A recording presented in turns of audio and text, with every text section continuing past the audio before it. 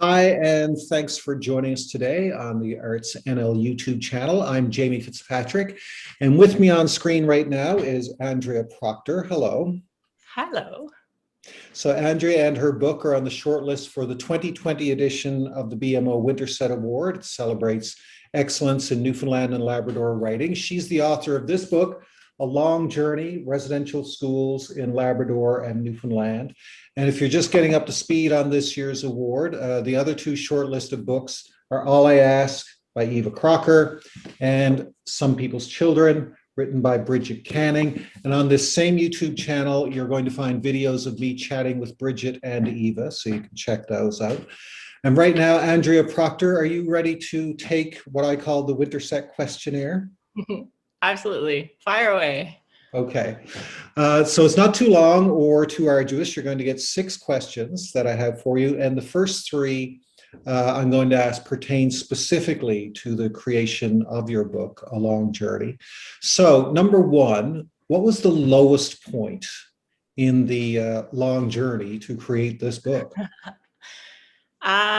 It was probably the moment just before I researched. And I had done these interviews and I had all of a sudden this enormous amount of material to work with and all kinds of stories, very different stories from, create a narrative out of all of this material. And I knew I had to do it well. I mean, I knew the importance of the boarding schools to people in Labrador was absolutely important. I mean, everybody I know in Inuit communities in Labrador has been affected by the boarding schools in one way or another. And when they asked me to do this book, I knew I had to do it well. I had to present the stories in a way that really reflected what they were saying. And I needed to do them justice.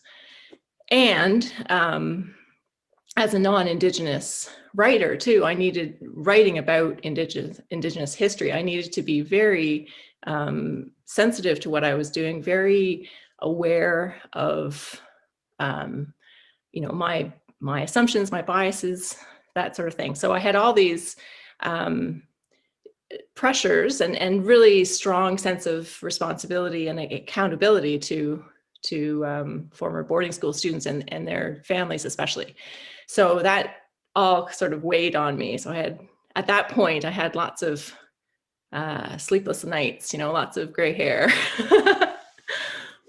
A lot of pressure that kind of felt overwhelming at times, I guess. Absolutely, it was terrifying, yeah. Just because of the obligation. Yeah.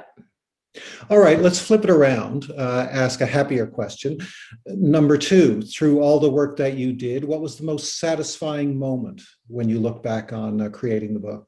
Yeah, well, it was when that weight lifted from me, I think, when, so as I started the writing process, I was always in dialogue with people. There was a lot of collaboration, a lot of back and forth with the drafts, and I was getting all kinds of advice and guidance from former boarding school students, from other Inuit advisors. So I knew as I was writing it that I was on the right path. But then I think the high point came when the book finally came out and people in Labrador read it and got back to me and told me how much they saw themselves in it. I think Sharon Edmonds told me at one point that she felt that the book really told their story. So at that point, I knew I had done what I had hoped to do and I had done what they had asked me to do. So the weight lifted at that point.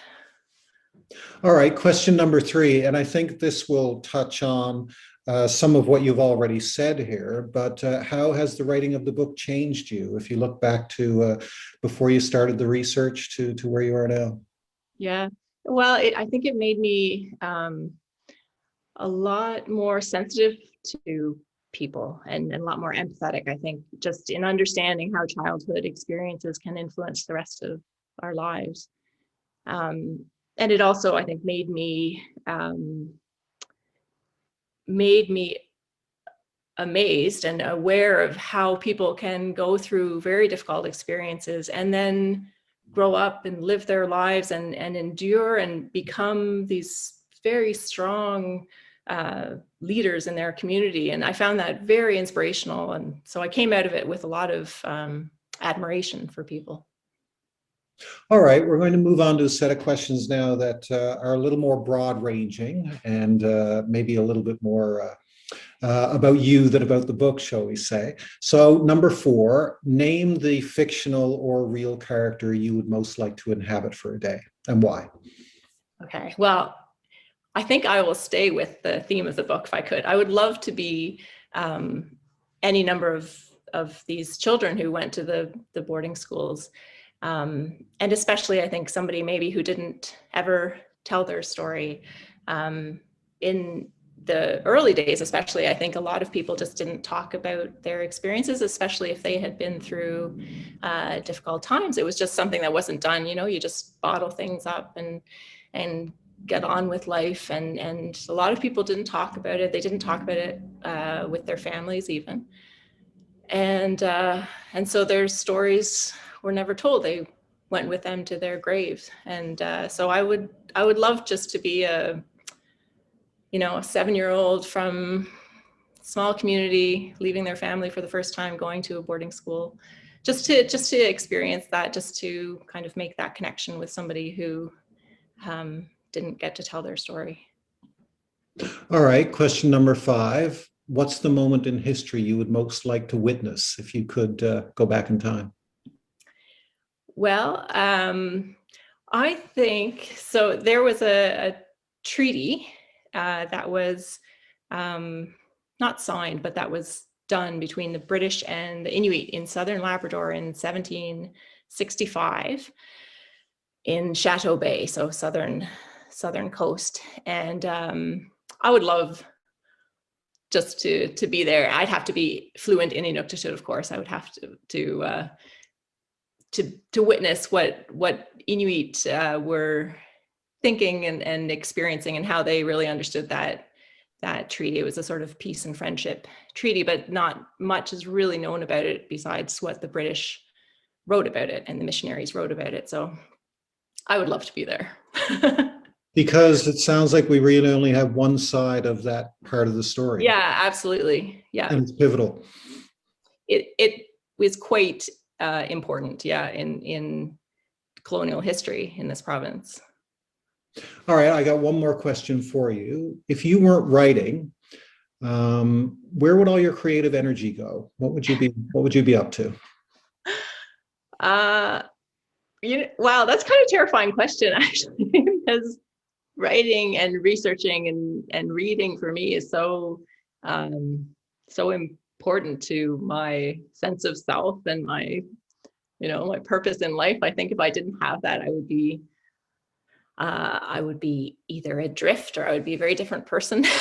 So, but if I couldn't do it, I think I would choose something that didn't involve sitting all day, that would get me outside, get me into the woods, get a bit active, more active than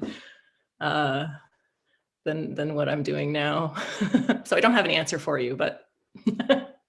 Well, I get a sense that occasionally after a long day at your desk, you become wistful about thoughts of being out in the fresh air. No, well, you don't think about these things when you start out, Sure. All right, thank you. That's Andrea Proctor, deftly handling the Wintersec questionnaire there. Nice job. Thank you. Thank you for those questions.